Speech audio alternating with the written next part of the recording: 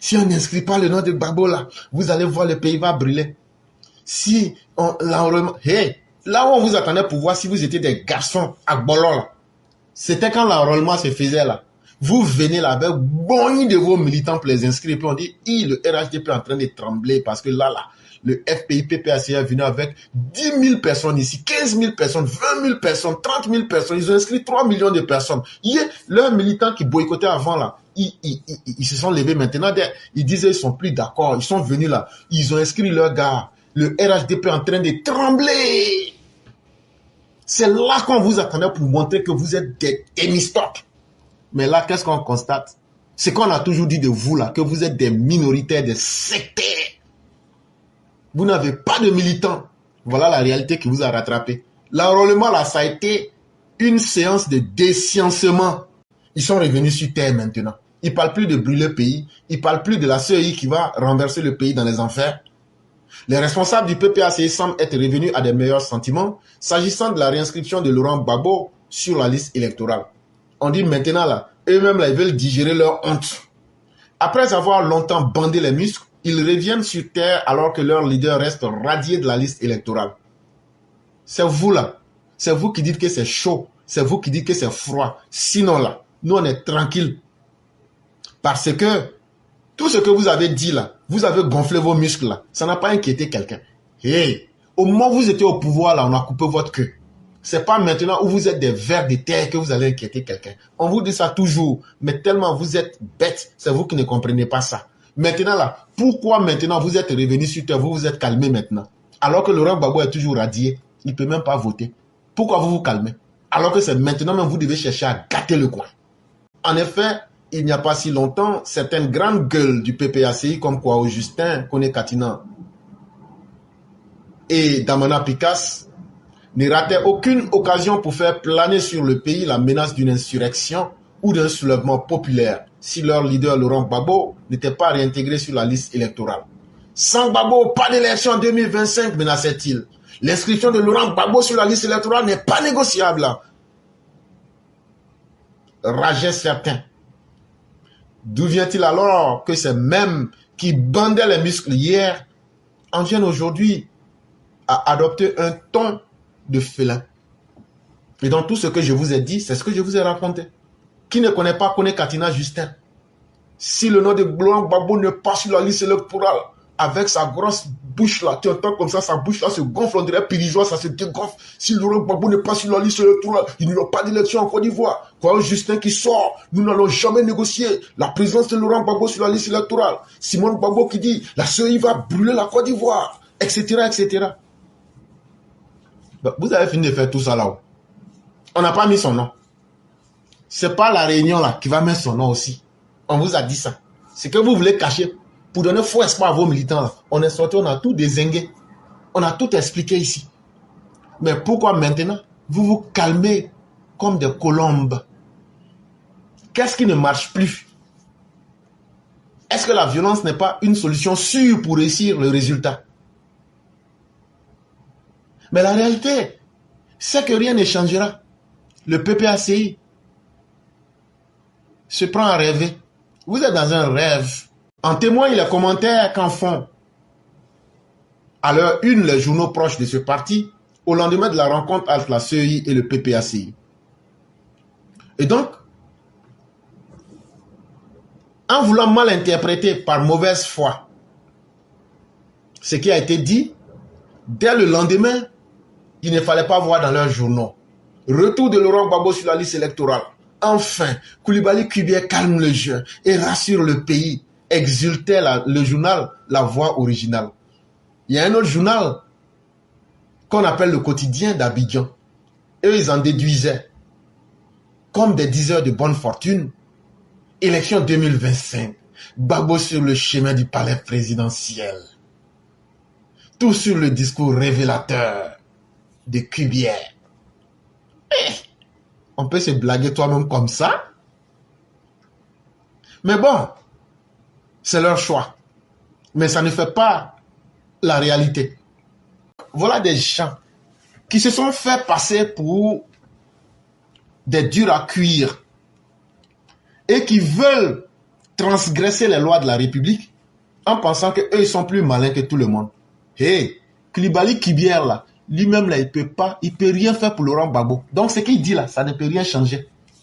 Et ce qu'il a dit, là, vous ne voulez pas comprendre ce qu'il a dit. Il dit, ce qui est de l'ordre du droit, là, va être traité dans le droit. Et ce qui est de l'ordre de l'humanisme sera traité dans l'humanisme. Le problème de Gbagbo, là, c'est un problème avec la justice. Maintenant, comme vous voulez qu'on vous blague, la meilleure solution, là, vous partez à l'Assemblée nationale, vous arrivez à déposer un projet de loi d'amnistie pour effacer les crimes de Laurent Gbagbo. Et là, si la majorité des députés, même s'il y a plus un qui arrive à le faire, vous n'avez même pas besoin de quelqu'un, ça passera. Ou bien, vous vous arrangez, vous trouvez une autre posture. Et moi, la solution que je vous propose, c'est la violence. Utilisez la violence pour mettre le nom de Laurent Gbagbo. Parce que ceux qui vous blaguent là, c'est ceux qui ont le temps pour vous blaguer. Utilisez la violence. Mais entre-temps, moi j'ai 2-3 choses à vous dire rapidement. On a fini l'inscription. Hier, la CEI est sortie. Ils ont donné le chiffre total des personnes qui ont été inscrites. Contrairement à 4 millions, à 12 millions, 8 millions, ou même à ceux qui sont en train de se distraire pour dire que ça va continuer, mais ça ne va pas continuer. Tidjane Thiam a saisi l'international. C'est faux. C'est fini. Il y a 1 461 personnes, 461 881 personnes. Je répète, 1 461 081 personnes. Ce sont ces personnes qui ont été inscrites sur la liste électorale en 2024. Il y a 794 544 hommes et 666 537 femmes. Maintenant, la commission électorale indépendante, pendant ces enrôlements-là, il y a eu 1207 personnes sur lesquelles des demandes de radiation ont été déposées. Et ces personnes, en majorité, sont des personnes décédées. Voilà la réalité qui est en face de vous. Maintenant, il y a des gens qui sont en train de s'amuser. J'ai vu dans certains journaux, Tidjane Thiam a saisi l'international. Il faut qu'on relance. On ne va pas relancer. Et ce n'est pas moi qui vous le dis. Quand les ministres sont partis se réunir le mercredi passé, aujourd'hui c'est vendredi, hier c'était jeudi, avant-hier c'était mercredi là. Quand les ministres sont partis se réunir là, ce qu'ils se sont dit là, leur porte-parole est sorti, il est venu dire ici devant nous tous. On va écouter. Ils disent, il n'y a plus de rallonge, il n'y a plus d'augmentation. Peut-être que c'est moi, quand je parle là, ça ne vous plaît pas. Mais je vais faire écouter ça ici pour que tout le monde entende. Il n'y aura plus de prolongation. Bonjour Monsieur le Ministre, je suis André Assemian, journaliste à Live TV. La révision de la liste électorale a pris fin le dimanche dernier et certains partis politiques réclament une prolongation de la révision de la liste électorale, sachant qu'on n'a pas atteint les 4,5 millions de nouvelles personnes enrôlées sur la liste électorale.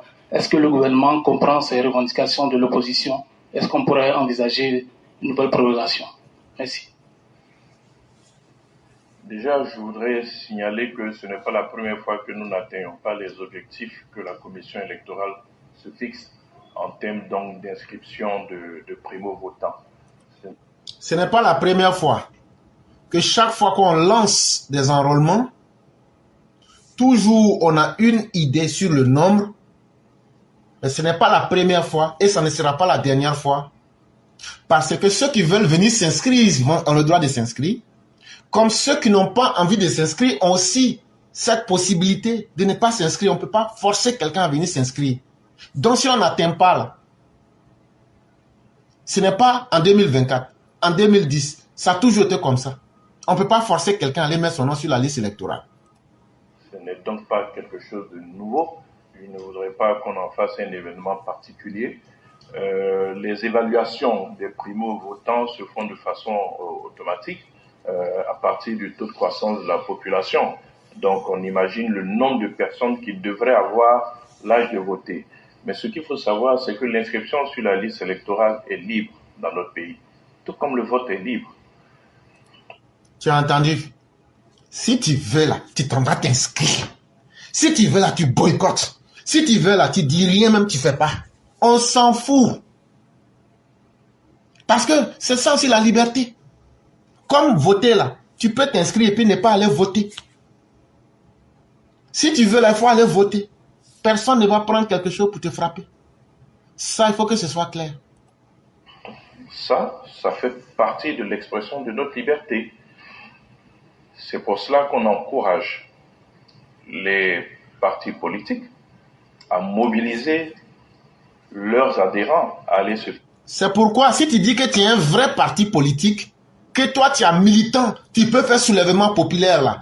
C'est à toi de convaincre tes militants que tu veux le pouvoir. Allez vous faire enrôler. Comme de la manière le RHDP a fait là.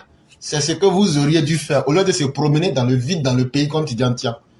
C'était pas le moment de se promener.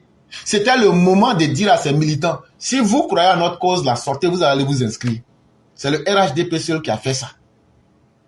Au lieu de rester là pour bander les muscles, pour jouer les durs sur Internet, à faire des débats débiles sur Internet, il fallait convaincre les gens d'aller s'inscrire.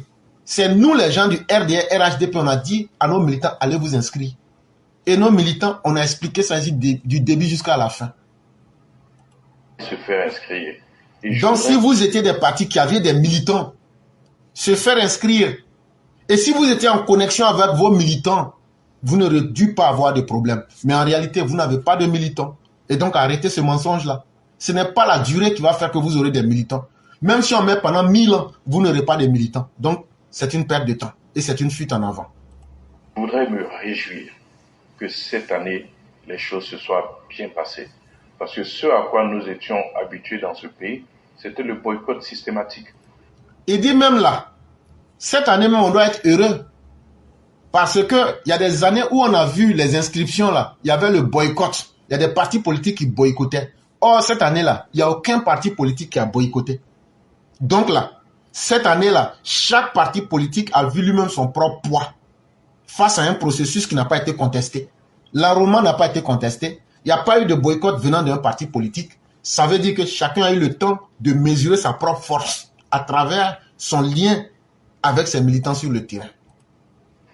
Les gens refusaient de rentrer dans le processus. Je tiens ici à saluer donc la maturité qui a gagné les acteurs politiques, de sorte que aujourd'hui tous se soient inscrits donc dans ce processus et aient demandé à leurs partisans donc d'aller s'inscrire sur la liste électorale. Les fois passées, c'est vrai qu'on n'atteignait pas les objectifs. Comme il y en avait certains qui boycottaient, on pouvait imaginer que c'était très certainement leurs partisans qui étaient les plus nombreux. Aujourd'hui, tout le monde est rentré dans le processus. Nous n'avons toujours pas atteint les objectifs que la commission. Il dit, avant quand des gens boycottaient là, ça pouvait créer des doutes. Nous on va pas, nous là, tant que Gbagbo n'est pas, on va pas. Mais cette fois-ci là, il n'y a personne qui a boycotté. Mais pourtant, on n'a pas vu vos militants. Vos millions de militants, on ne les a pas vus. PDCI, où sont les 8 000, 12 millions de personnes? On ne les a pas vus. Donc en réalité, vous criez pour nous vendre du vent, mais vous n'avez pas de militants. C'est ce que, Conseil des ministres, le président était là-bas. Le monsieur que vous voyez là, il ne peut pas parler dans le vide. C'est la position du gouvernement qui est là qu'on vous dit. Ça peut te plaire, ça peut ne pas te plaire. Nous, on explique simplement. Donc avant, vous criez pour vous donner une importance. Déjà, vous n'avez même pas de militants. Et ça, tout le monde l'a vu cette fois-ci. La commission électorale s'est fixée. Le problème est certainement ailleurs. Il faut peut-être encourager davantage nos jeunes à aller se faire inscrire sur la liste électorale. Une communication est faite en la matière. La commission électorale communique, le gouvernement communique, les partis politiques communiquent.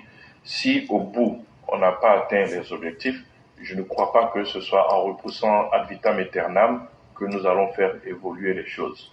Il dit, chaque parti politique, puisque personne n'a boycotté, le gouvernement a informé les gens, la CE même a lancé des communiqués, et les différents partis politiques ont joué leur rôle.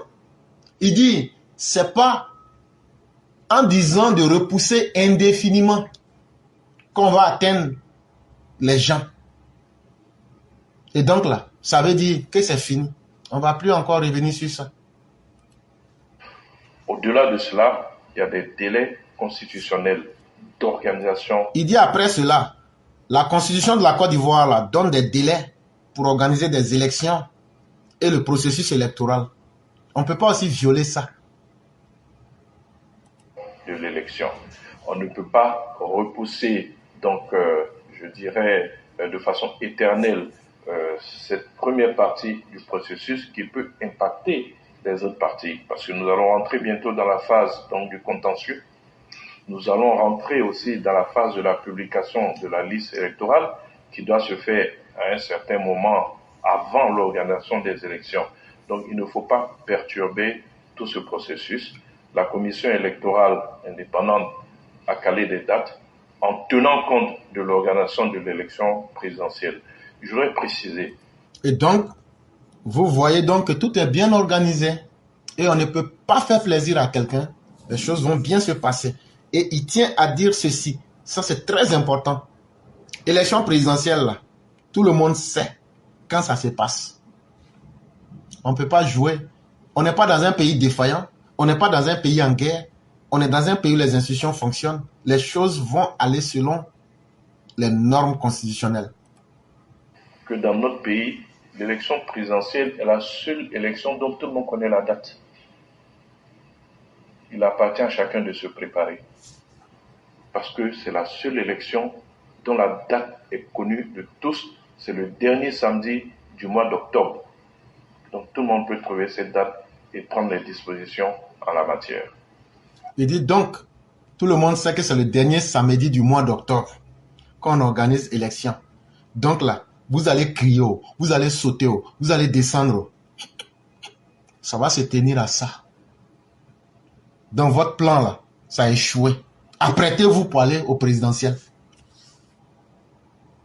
Et c'est là que je vais terminer avec une conclusion. Il est bien d'être considéré comme généreux, mais cette qualité ne doit pas être exercée si généreusement qu'elle soit perçue comme une faiblesse, disait Nicolas Machiavel. Il y a un petit livre qu'on appelle Le Prince. Il dit, être généreux là, c'est une bonne chose. Il dit, mais ta générosité là, si les gens veulent prendre ça comme une faiblesse, en ce moment-là, il faut de la rigueur. Et c'est là que vous allez comprendre que si on a organisé l'État de Côte d'Ivoire, stabiliser les institutions, ce n'est pas pour être des plaisantins. L'État peut être conciliant, l'État peut être bon, mais l'État, après tout, demeure le Léviathan. On ne joue pas avec lui. C'est un monstre très froid qui peut vous broyer. Et ça, c'est ce que je suis en train de dire, la pensée de Nicolas Machiavel. Je vais le mettre en rapport avec un fait direct pour que vous compreniez une fois, parce que vous semblez oublier la réalité. Qui se souvient du samedi 17 août 2024 à Mans? Il y avait une réunion où le ministre de la Défense, depuis la ville de Mans, qui se trouve à l'ouest de la Côte d'Ivoire, a dit ceci. Et je vais prendre ses propos au style direct, pour qu'on se comprenne une bonne fois. Et je vais lire doucement, pour que les gens comprennent très bien. Hey, l'amusement est terminé. On entend beaucoup de choses. C'est l'un des hommes les plus informés du pays qui vous dit, le ministre TBO, on entend beaucoup de choses. Du genre, si Gbagbo n'est pas sur la liste électorale, il n'y aura pas d'élection. Il faut faire l'audit de la liste électorale, sinon la Côte d'Ivoire va devenir ceci ou cela. J'ai la chance d'avoir à côté de moi le ministre de l'Intérieur et de la Sécurité qui a présidé le dialogue politique. Le dialogue politique dont on vous parle là, il y a eu plusieurs phases. Et la 5e phase, elle s'est tenue en date du 20 janvier 2022, pour ceux qui ne savent pas. C'est de cela que le ministre TBO est en train de parler. Il dit donc là, celui qui a dirigé ce dialogue-là, quelles étaient les conclusions de ce dialogue? Écoutez très bien. De ce dialogue politique, il est sorti un certain nombre de recommandations qui sont claires pour les partis politiques. Il dit quand ils ont fait ce dialogue politique-là, dans les conclusions-là, il y a des choses qui ont été dites clairement que tous les partis politiques savent. Et ils ont adhéré. Qui étaient donc partie prenante de ce dialogue. Et il a été convenu au cours de ce dialogue politique que si un problème se posait, la Côte d'Ivoire étant un pays qui n'est pas en crise, qu'on se réfère aux institutions de la République pour régler les problèmes qui se posaient. Point. Est-ce que dans la conclusion de la 5e phase du dialogue politique tenu en date du 20 janvier 2022, est-ce que vous vous êtes pas entendu en tant que des partis politiques pour dire qu'il n'y a pas de crise en Côte d'Ivoire? Toutes les institutions de l'État fonctionnent. Si j'ai un problème de justice, je vais à la justice. Si j'ai un problème avec ma femme, je m'arrange à traiter cela avec elle. Si j'ai un problème avec la police, je vais avec la police. Tout le monde est au courant. L'heure de l'amusement est terminée. L'heure de la tergiversation est révolue. Ça, ce sont des recommandations claires et tout le monde a adhéré à ces recommandations. Parlant de l'inscription de la liste du président Gbagbo sur la liste électorale, tout le monde sait les conditions dans lesquelles le président Gbagbo a été déchu de son droit d'électeur et de possible élu, pardon. C'est une décision de justice. Ce que j'ai dit là, vous tapez dans n'importe quel journal, je ne fais que prendre ce qu'il a dit textuellement. C'est pourquoi vous entendez président Gbagbo, sinon moi là, je ne vais jamais dire ça. Ça me fait même mal, mais je reprends au style direct. Ça veut dire quoi? Ça veut dire, il a pris ici le nom de Gbagbo. Il dit, parlant de l'inscription de Laurent Gbagbo sur la liste électorale, tout le monde sait ce qui a fait que Laurent Gbagbo, son nom a été enlevé sur la liste électorale. C'est une décision de justice. Mais qu'est-ce qui s'est passé en réalité? C'est ça aussi qu'il faut qu'on explique aux uns et aux autres. Peut-être quand je vais dire ça avec une voix d'homme, il ne va pas aimer. Comme il dit que si c'est avec les femmes, lui il aime là, je vais mettre une voix de femme pour qu'il entende. 20 ans de prison avec une amende de 329 milliards de francs CFA. C'est le verdict rendu par le juge Sombé Meïté jeudi au tribunal de première instance d'Abidjan pour l'ex-président Laurent Gbagbo et à Gilbert Aké Mbo, son ex-premier ministre, Kone Katina, son ministre du budget et Désiré Dallo, son ex-ministre de l'économie et des finances. Tous les trois accusés par le ministère public ivoirien pour vol en réunion par infraction portant sur des caves à la BCEAO en vue d'obtenir des liquidités en pleine crise post-électorale de décembre 2010 à avril 2011. Aussi, cet huissier qui avait dressé les procès-verbaux de constat après ce braquage écope de 36 mois de prison et de 700 000 francs d'amende. Ça, c'est la voix d'une journaliste de La Voix d'Amérique. C'est pas moi ma voix. Mais en français simple, ce qu'elle a dit là. Elle dit, il y a 4 personnes. Quand ils ont perdu les élections en 2010, Laurent Gbagbo a volé la victoire d'Alassane Ouattara. Il a demandé à Gilbert Aké Mbo, dans un gouvernement fantoche, lui il était premier ministre, à un certain Désiré Dallo, lui il était ministre de l'économie, et à un certain Kone Katina, ils sont allés braquer la BCEAO. Et ils ont été condamnés, les 4, le jeudi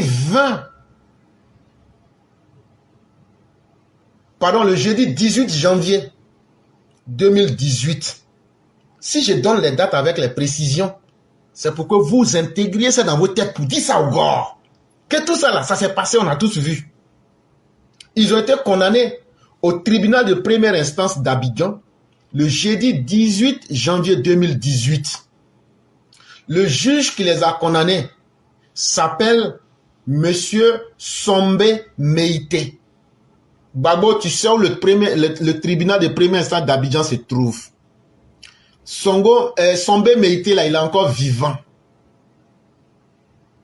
Et les raisons qui ont fait, ça aussi, il faut qu'on explique aux gens. Les raisons qui ont fait que vous avez été jugé, il faut qu'on explique. Ce n'est pas l'État de la Côte d'Ivoire qui a posé plainte contre vous. Ça, il faut qu'on explique très bien pour que les gens comprennent. L'État de la Côte d'Ivoire a été saisi par la BCEAO qui s'est plaint pour dire, vous êtes un État membre, voilà que certains de vos citoyens dans l'illégalité ont commis un certain nombre de crimes. Nous voudrions que vous preniez vos responsabilités. Et donc, si l'État de Côte d'Ivoire ne prenait pas ses responsabilités, à travers ses instruments de justice, alors là, la BCEAO serait en droit de poursuivre l'État de Côte d'Ivoire parce qu'il serait en train de couvrir des criminels. Or, comme l'État de Côte d'Ivoire n'est pas constitué d'une bande de criminels sous le gouvernement de M. le Président Alassane Ouattara, ils ont donc utilisé les instruments de la justice ivoirienne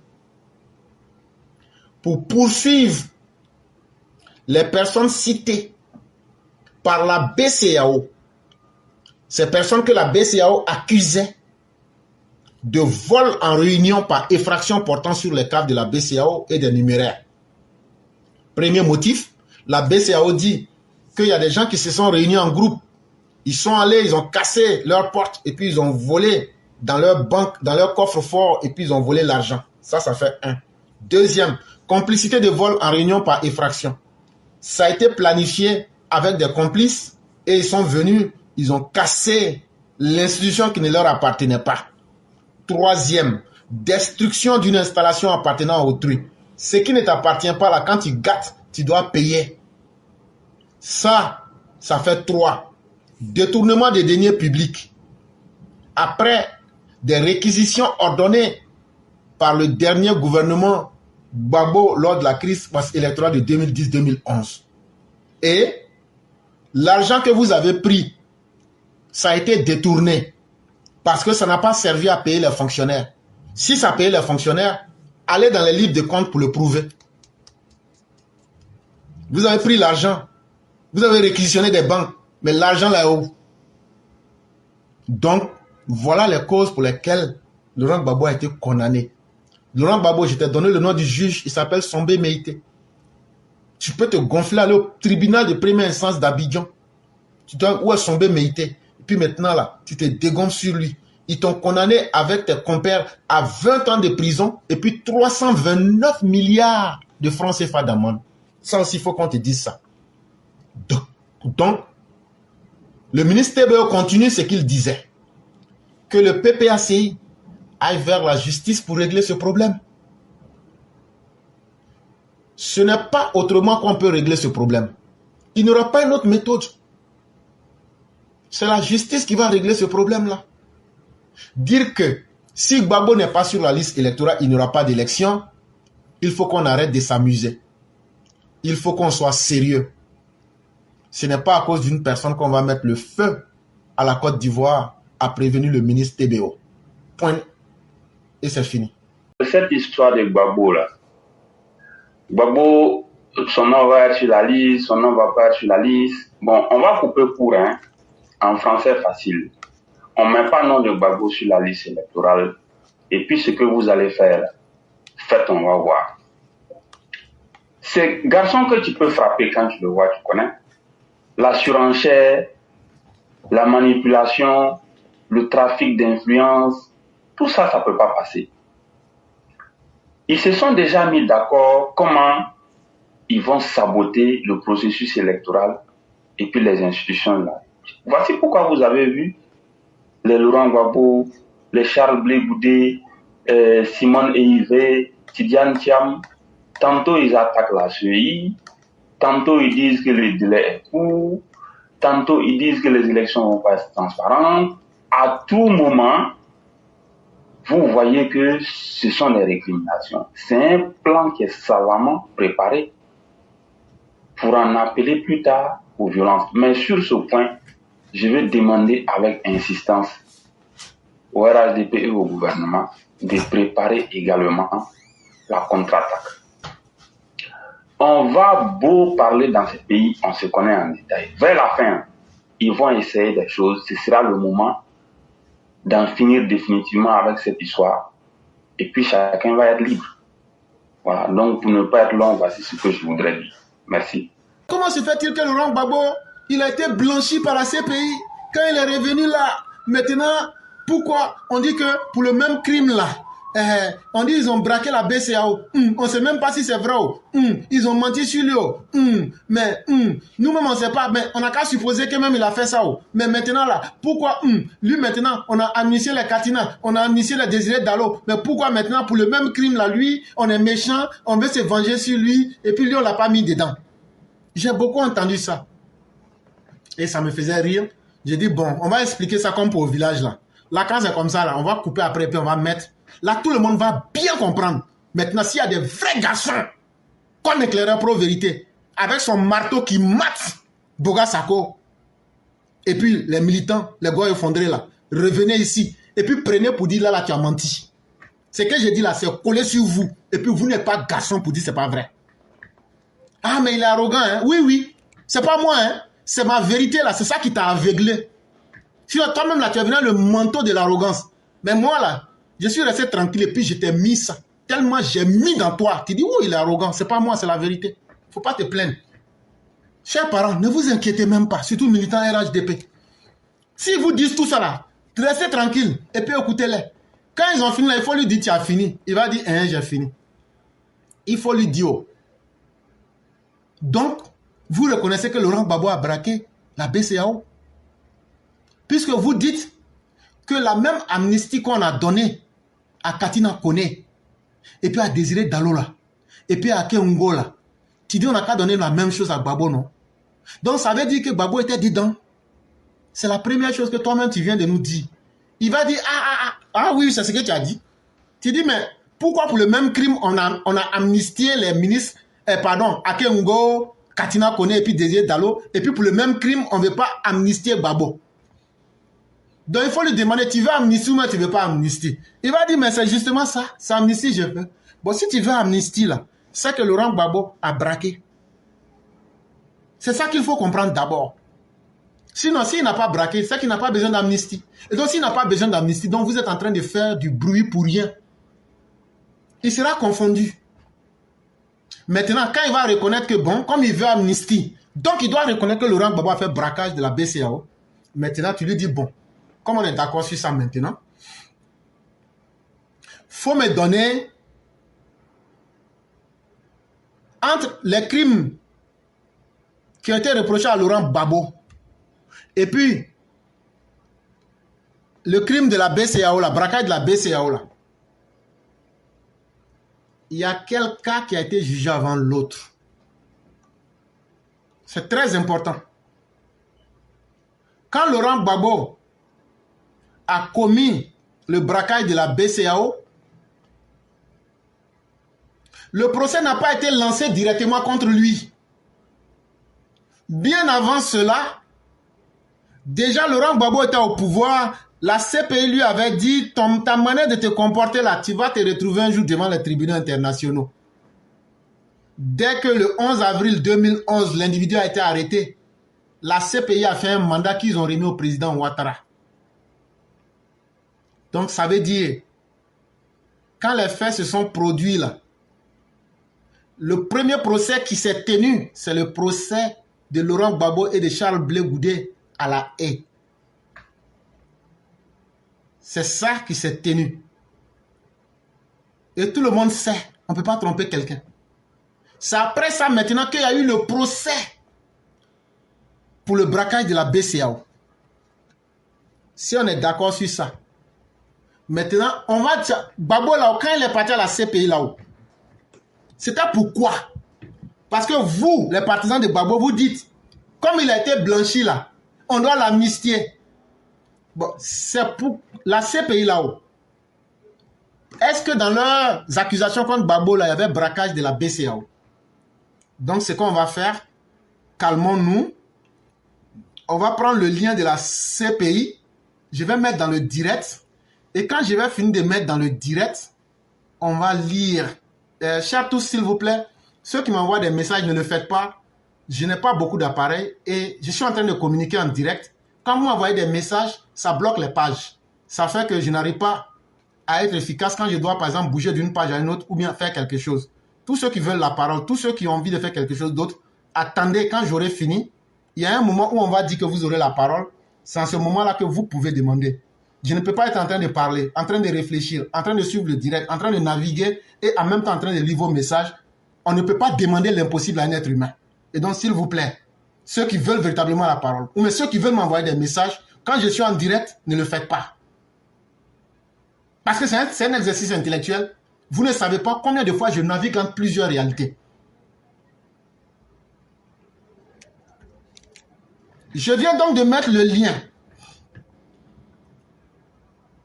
de www.icc-cpi et le reste, ça continue. Je viens de mettre le lien. Et là-bas, ce n'est pas moi qui parle. Voilà ce qui est dit. Le procureur avait porté à l'encontre de Laurent Gbagbo et de Charles Blé Goudé des charges de crimes contre l'humanité, meurtre, viol, autres actes inhumains, tentative de meurtre et persécution, perpétrés dans le contexte des violences post-électorales en Côte d'Ivoire entre le 16 décembre 2010 et le 12 avril 2011. Ici, là, on nous dit, la CPI a attrapé Gbagbo là. On va le juger pour 4 affaires seulement. 4 affaires seulement. Ces 4 affaires-là sont liées aux violations des droits de l'humanité, qu'on appelle des charges de crimes contre l'humanité. Quand tu tues quelqu'un, on appelle ça meurtre. Quand Simone dit de violer les femmes là, ça aussi c'est un crime contre l'humanité. Quand tu prends des gens et puis vous leur coupez une partie, ou même vous faites de l'inhumanité, ou même des actes méchants sur eux, ou même vous les frappez pour les dénaturer physiquement, on appelle ça acte inhumain. Et puis, vous avez tenté de tuer des personnes, mais elles ont pu échapper à vos mauvaises pratiques. Voilà les 4 aspects pour lesquels Laurent Gbagbo devrait être jugé. Et dans quel contexte? Dans le contexte uniquement des violences post-électorales. Et donc là, les élections se sont passées quand en 2010? C'était en octobre et en novembre. On ne peut pas juger à partir de ce mois-là. Donc on a pris du 16 décembre 2010 au 12 avril 2011. Les violences qui se sont passées après les élections. Et on n'a pas dit le 15 décembre. On n'a pas dit non. On a dans la crise post-électorale, après les élections, les violences qui ont été commises là, entre le 16 décembre et le 12 avril 2011. Le 16 décembre 2010 et le 12 avril 2011. Voilà uniquement le canevas dans lequel Gbagbo a été jugé. Maintenant, si tu veux les faits, les 4 faits, le premier, c'était du 16, 17, 18 et 19 décembre 2010. Quand les partisans du président Ouattara qui avaient gagné les élections voulaient se rendre à la RTI et que les partisans de Laurent Gbagbo les ont massacrés. Ça fait 1. Deuxième fait pour lequel Laurent Gbagbo a été jugé. Le 3 mars 2011, la manifestation des femmes à Bobo, où vous les avez massacrés là, ça fait 2e facteur. Le 3e facteur pour lequel Laurent Gbagbo a été jugé à la CPI, le 17 mars 2011, le bombardement du marché qu'on appelle le marché Siaka Kone. Ça, c'était 3e. Et puis le dernier là, le 12 avril 2011, les massacres qui ont été commis par les Libériens et les Lima FS à la base navale et à Yopougon. Voilà les 4 faits. Ça, est-ce que vous avez entendu parler d'affaires de braquage de banque? Non.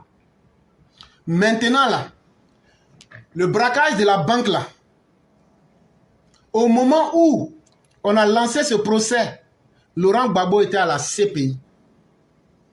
Il n'était pas en Côte d'Ivoire. Et comme bien d'autres, les Koné Katina et autres n'étaient même pas en Côte d'Ivoire. Mais eux au moins, ils étaient en Afrique. Mais comme ce sont des complices, parce qu'eux, ils ont reçu l'ordre d'aller brigander les banques, voici ce que le tribunal a retenu contre eux.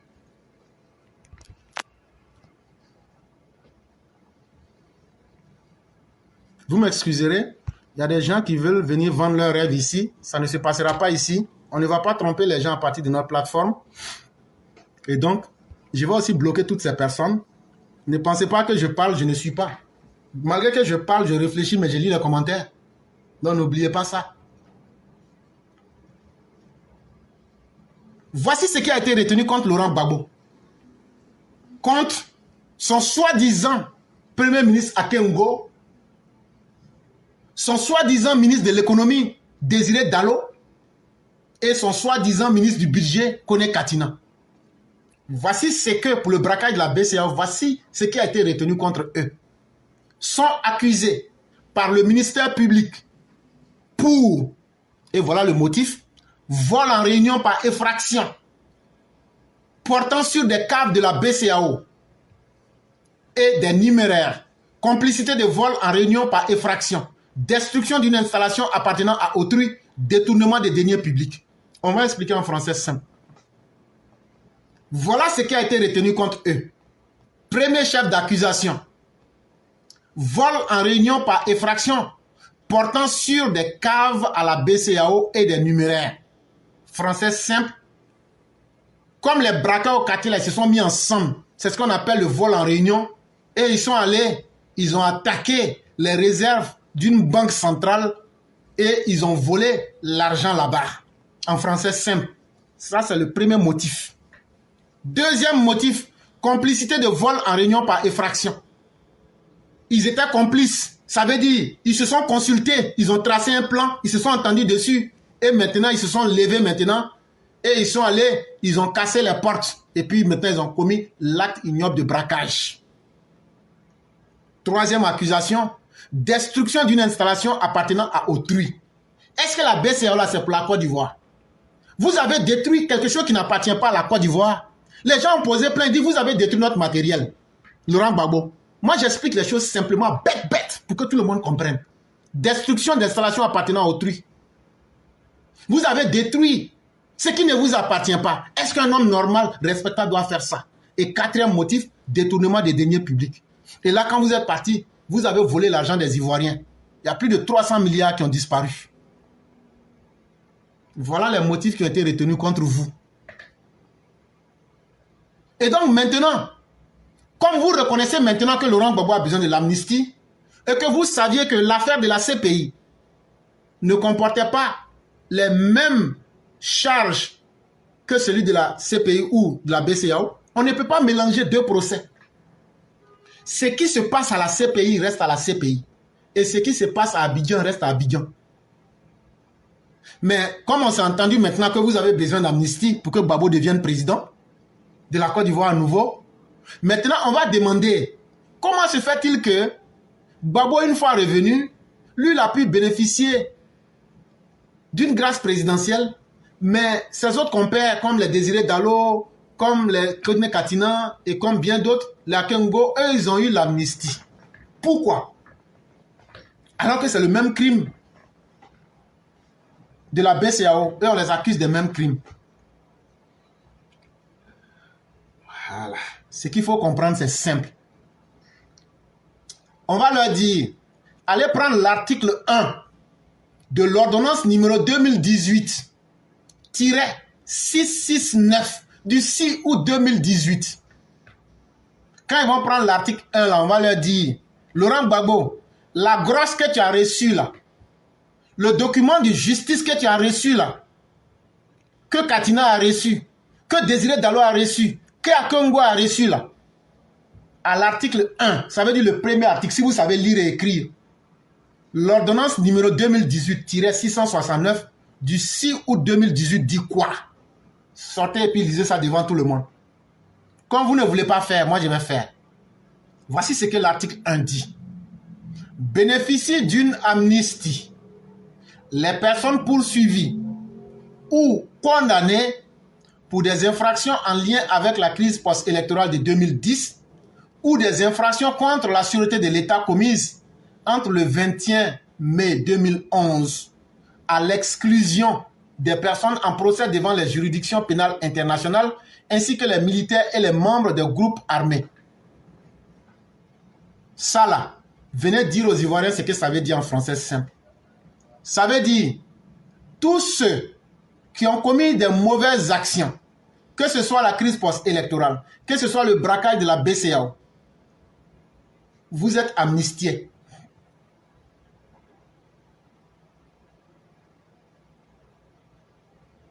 Et même mieux, tous ceux qui ont commis des crimes contre l'État, comme les coups d'État que les Katina et autres là, faisaient à partir du Ghana et du Togo là. Si vous aviez commis ces crimes après le 21 mai 2011, vous êtes pardonnés, vous êtes amnistiés. C'est ce qui a fait que tous les leaders Kwasi sont rentrés. Mais, il y a un mec qui est là. À l'exception des personnes en procès devant les juridictions pénales internationales ainsi que des militaires et membres des groupes armés. On dit, ceux qui sont en procès devant des juridictions internationales, exemple la CPI, eux, ils ne sont pas dans l'amnistie. Maintenant, les militaires qui ont tué les gens, eux aussi, ils ne sont pas dedans. Les membres des groupes armés, les miliciens, eux aussi, ils ne sont pas dedans. Maintenant, moi, je pose la question. Quand toi, connais Katina, tu sors aujourd'hui là-haut pour dire qu'il faut qu'on mette le nom de Laurent Gbagbo là. Toi, tu n'avais pas vu cette restriction-là. Si tu aimais Gbagbo là, tu ne devrais pas signer l'amnistie. Vous qui criez pour mentir à vos militants là, allez demander à vos militants, les Katina et autres aujourd'hui là, les, comment ils appellent là, les Damana Pikas là, qui ont bénéficié de cette amnistie là, demandez-leur, est-ce qu'ils n'ont pas vu ça? Est-ce qu'ils n'ont pas vu la ligne là? À l'exception des personnes en procès devant la juridiction pénale internationale, ainsi que des militaires et des membres des groupes armés. Ils ont bien vu. Mais comme eux, ça les arrangeait de rentrer là, eux, ils ont signé pour rentrer. On ne peut pas ruser avec la loi. Vous ne pouvez pas prendre le côté de la loi qui vous arrange et puis ne pas accepter le côté qui ne vous arrange pas. C'est pas comme ça. Ça veut dire que si l'autorité même s'amuse à faire ce jeu-là, l'autorité elle-même se fourvoie. On accepte une loi dans son entièreté ou on la refuse dans son entièreté. Au moment où vous avez accepté de prendre l'amnistie, vous saviez très bien les restrictions qui partaient avec. Mais pourquoi vous n'avez pas dit, comme Laurent Gbagbo et puis Blé Goudé ne sont pas dedans là, et comme ils sont devant la CPI, nous on ne signe pas l'amnistie.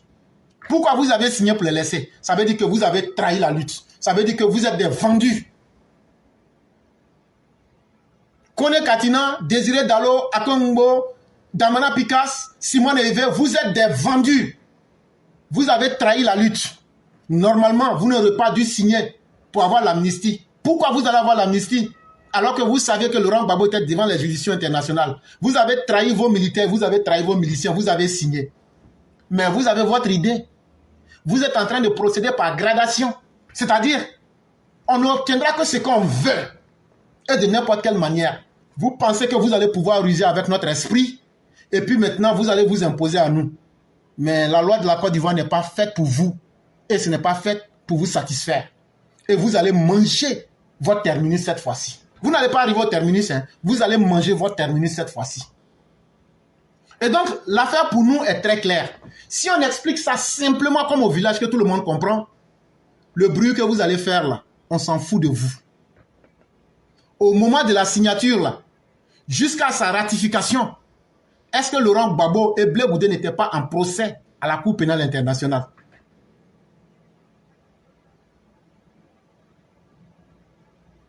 Comment on peut amnistier Laurent Gbagbo et Blé Goudé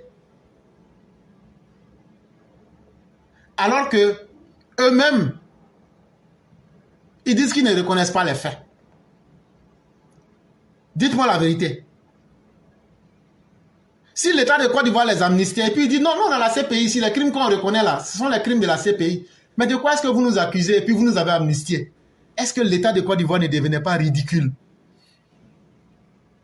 Et comme l'État de Côte d'Ivoire n'est pas dans les inconséquences et dans le ridicule, cette loi vient répondre que nous avons affaire à des hommes responsables. Et donc pour nous, l'affaire est très claire dans la tête des uns des autres. Les gens peuvent se distraire, mais la réalité, ce n'est pas nous qui vous avons dit de poser des actes délictueux, de mauvaises pratiques qui vous rattrapent aujourd'hui et qui vous font honte et qui plombent aujourd'hui vos carrières. C'est à vous-même de vous en prendre à vous-même et de savoir qu'un homme là, Ce que tu fais, ce que tu dis là, si tu ne contrôles pas, tôt ou tard, un jour, ça te rattrape.